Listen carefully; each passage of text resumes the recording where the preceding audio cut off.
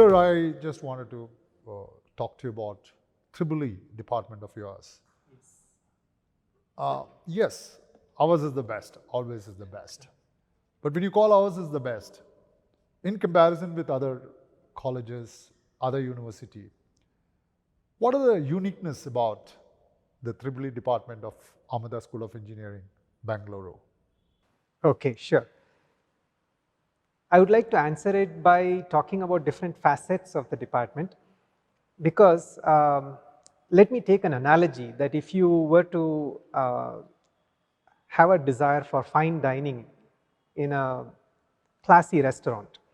Now, if you go there, if the food is excellent, but nothing else is, I think you would not experience full satisfaction at that time. So there is the ambience, there is the service, there is the cleanliness and hygiene and sanitation, there is the experience of even as simple as parking your car over there and how convenient that is and how easy it is to access the restaurant. There's so many other factors. Your experience must be good in a holistic way rather than in just one facet. And I think that is what the department offers. There is the technical aspect which is reflected in the caliber of the faculty who are teaching. So in my short time here, I have seen that when I speak to the students, they are able to appreciate the way in which the teaching happens, the pedagogical style. They are able to appreciate the fact that the teachers are willing to stay afterwards and answer their questions and so on. So there is that aspect where there is a connection between the students and the faculty. But that alone is not enough if the student experiences friendliness. There should also be the capability which is reflected in the credentials of the faculty, and they have come from very good universities with PhDs in top universities, and it is also reflected in the fact that out of 16 faculty that we have in the department, 11 are PhD qualified and the others have a lot of experience, maybe even 10 plus years of experience as well in teaching. And they have come from reputed universities across India, Vishwesvaraya University, JNTU and IITs and so on. So I think this speaks for the caliber and the credentials of the faculty in terms of their educational background. Apart from this, there is a very important aspect which is common across the board in Amrita Vishwa Vidyapeetham, and that is research. Research and teaching have to go hand in hand, and this is especially true when it comes to electrical engineering, and because it's electrical and electronics. No longer do we have a situation where a student can learn only electrical engineering.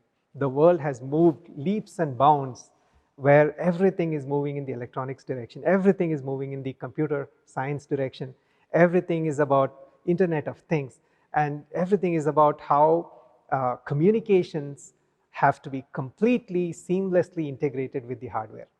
So communications plus hardware plus software, this is the name of the game, and it's going to continue for the near foreseeable future.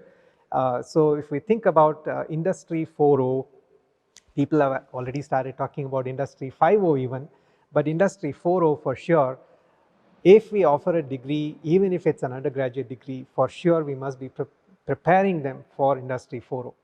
And this is where I see that in Amrita, the curriculum is so well designed that you are integrating the Internet of Things, you are integrating the computer science aspects, the blockchain technologies, you are integrating the hardware where you have the power systems, you have the electrical machines, and then you are bringing in a very important aspect of sustainability.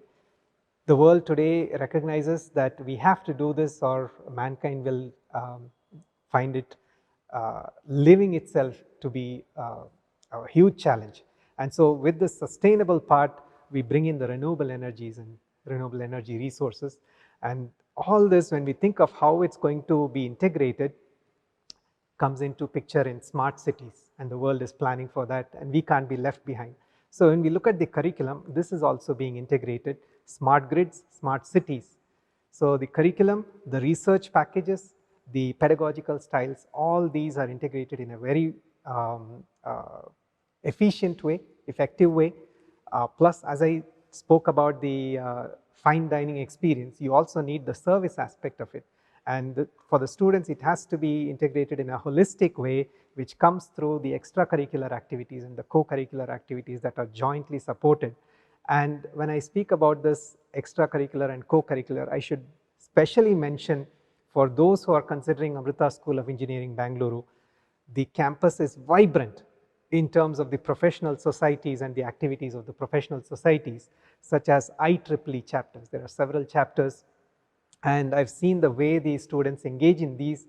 They are well known in the Bangalore IEEE chapter, because I've seen how the Bangalore IEEE chapter actually gives importance to Amrita when it comes to engaging in events and activities. So I think the vibrancy of the campus with respect to both the professional and the co-curricular and extracurricular, I think makes it very attractive for prospective students. Doctor, for success of a EEE department, lab is the pivotal center, no doubt about it. So you could let us know about the lab facilities and which are the pilot labs which you would say, yes, this is something unique in our Department of EEE at Amrita School of Engineering, Bangalore. Over to you, sir. Absolutely. There are 10 labs within the department, and these comprise both the hardware aspects and the software aspects as well. So there would be the electrical workshop, there would be the electrical machines, then there would be the computer science aspects, which for example include the embedded systems, and then they also include Internet of Things, simulations labs, and so on. So you have that, and then you have of course the microgrids, things which support the networks.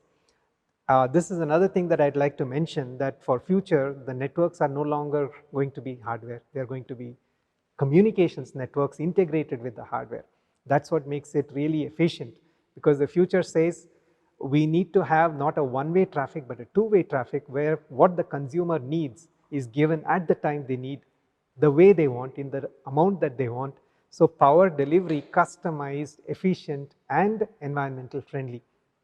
And so the research and the teaching labs both are geared towards that future trend in the department.